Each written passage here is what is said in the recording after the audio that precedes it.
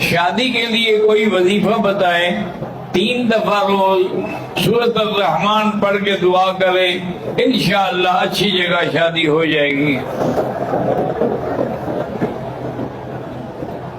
میری والدہ کا گردے کا ڈائلس ہو رہا ہے، اللہ شفا دے۔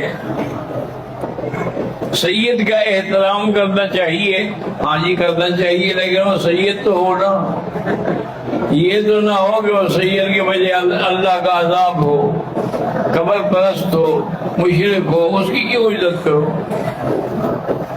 ورنہ جن کی نسبت حضور سے ہو جائے تو عزت تو کرنی ہوتی ہے۔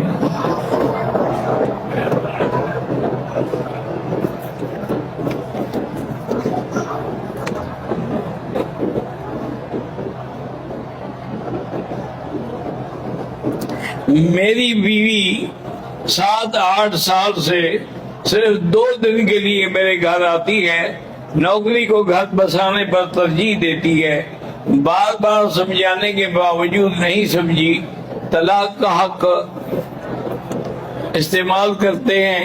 گناہگار نہیں، گناہگار نہیں ہوں، جب آپ کے حقوق کی ادا نہیں کرتی تو اس بیوی کو رکھنے کی کیا ضرورت ہے؟